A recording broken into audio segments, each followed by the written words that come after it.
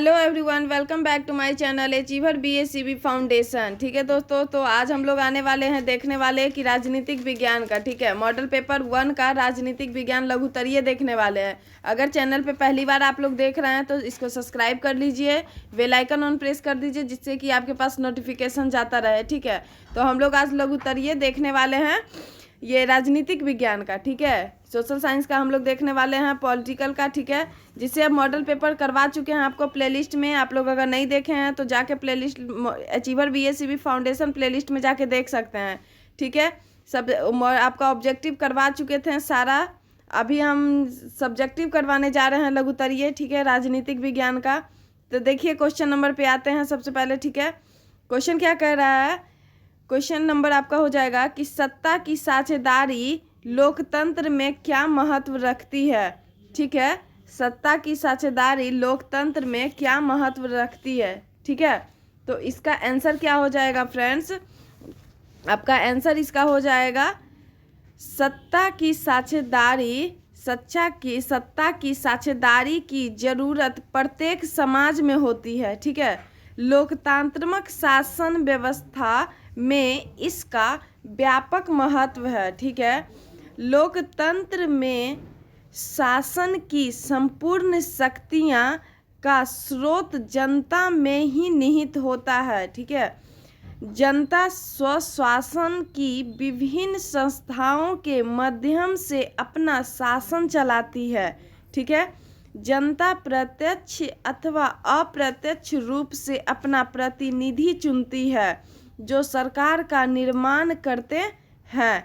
ठीक है, अपने मताधिकार का प्रयोग कर सरकार को अपदस्थ भी कर सकती है। ठीक है, आप लोग मीनिंग पे देखिएगा कैसे लिखा हुआ है। यदि समाज के विभिन्न वर्गों को उचित सम्मान और प्रतिनिधित्व नहीं किया जाए तो समाज में हिंसक संघर्ष या गृह युद्ध की स्थिति बन जाती है, समाज का विकास अवरुद्ध हो जाता है। यदि विभिन्न समूहों को उचित पहचान व सत्ता में साझेदारी नहीं मिलती है तो उनके असंतोष एवं संघर्ष से सामाजिक विभाजन, राजनीतिक अस्थिरता, सांस्कृतिक ठहराव व आर्थिक गतिरोध उत्पन्न होते हैं। उदाहरण स्वरूप देखिए, श्रीलंका में शासन द्वारा तमिलों के हितों की निरंतर उपेक्षा के कारण बहुसंख्यक सिलाहों और तमिलों के बीच के हिंसक संघर्ष ने भीषण गृह युद्ध का रूप ले लिया। दूसरी ओर बेल्जियम ने विभिन्न भाषाई और जातीय समूहों के बीच पनपते टकराव को सत्ता में साझेदारी बनाकर दूर किया। ठीक है, इस प्रकार राजनीतिक समाज की एकता, अखंडता एवं वैधता के लिए सत्ता की साझेदारी अनिवार्य शर्त है। लोकतंत्र की सफलता विभिन्न समूहों को शासन में साझेदारी बनाने में ही संभव है। ठीक है, तो एक क्वेश्चन हम लोग देख लिए। देखिए दूसरा क्वेश्चन 11 नंबर का क्या कह रहा है फ्रेंड्स, कह रहा है कि गठबंधन की राजनीति कैसे लोकतंत्र को प्रभावित करती है। ठीक है, गठबंधन की राजनीति लोकतंत्र को कैसे प्रभावित करती है। तो देखिए मेरा आंसर क्या हो जाएगा फ्रेंड्स, आपका देखिए उत्तर देख रहे हैं हम लोग। उत्तर आपका हो जाएगा कि स्पष्ट बहुमत नहीं आने पर सरकार अपने बनाने के लिए छोटी छोटी, ठीक है, छोटी छोटी क्षेत्रीय पार्टियों का आपस में गठबंधन करना, वैसे उम्मीदवारों को भी चुन लिया जाना जो दागी प्रवृत्ति या आपराधिक पृष्ठभूमि के होते हैं, लोकतंत्र के लिए एक अलग ही चुनौती है। गठबंधन में शामिल राजनीतिक दल अपनी आकांक्षाओं और लाभों की संभावनाओं के मद्देनजर कोई गठबंधन करने के लिए प्रेरित होते हैं, जिससे प्रशासन पर सरकार की पकड़ ढीली हो जाती है।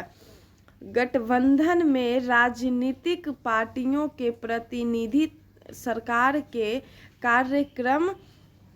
कार्यों एवं नीतियों में हस्तक्षेप करते हैं, जिससे सरकार को कल्याणकारी कर्मों में मुश्किल आती है। इससे कामकाज सुचारू रूप से चलना मुश्किल हो जाता है। लोकतांत्रिक तरीके से कामकाज नहीं हो पाता। अतः गठबंधन राजनीतिक लोकतंत्र को प्रत्यक्ष प्रभावित करती है।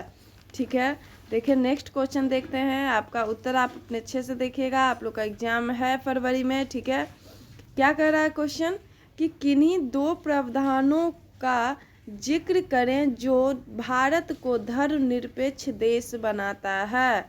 ठीक है, तो देखिए उत्तर इसका देख लेते हैं। ठीक है, हमारे संविधान में धर्मनिरपेक्ष समाज की स्थापना हेतु निम्न प्रावधान किए गए हैं। ठीक है, तो देखिए पहला देख लीजिए फ्रेंड्स, पहला क्या कह रहा है। ठीक है, भारत में क्या हो जाएगा, देख लीजिए कि भारत में किसी भी धर्म को राजकीय धर्म के रूप में स्वीकार नहीं किया गया है। श्रीलंका में बौद्ध धर्म, पाकिस्तान में इस्लाम धर्म और ब्रिटेन में ईसाई धर्म को दर्जा दिया गया है, किंतु भारत का संविधान किसी धर्म को विशेष दर्जा नहीं देता है। ठीक है, इसीलिए हम लोग का भारत क्या है, महान है। ठीक है, चलिए दूसरा देख लीजिए, इसका पॉइंट क्या है फ्रेंड्स कि संविधान में हर नागरिक को यह स्वतंत्रता दी गई है कि अपने विश्वास से वह किसी भी धर्म को अंगीकार कर सकता है। इस आधार पर उसे किसी अवसर से वंचित नहीं किया जा सकता है। ठीक है, तो आज के लिए आपका लघुत्तरीय क्वेश्चन हम लोग कर दिए हैं। ठीक है, मॉडल पेपर में ऑब्जेक्टिव भी आपका सोशल साइंस का हो गया था। ठीक है, आप लोग जाके देख लीजिएगा। ठीक है, राजनीतिक विज्ञान का अभी लघुत्तरीय हो गया, आगे वीडियो में मैं दीर्घोत्तरीय लाऊंगी। ठीक है, अलग अलग है लघुत्तरीय और दीर्घोत्तरीय। ठीक है, तो आज के लिए यहीं पे वीडियो को समाप्त करते हैं, आगे मैं दीर्घोत्तरीय लाऊंगी। ठीक है, मॉडल पेपर अगर नहीं देखे हैं जाके ऑब्जेक्टिव का तो achiever BSCB playlist, achiever BSCB foundation के प्लेलिस्ट में देखिएगा।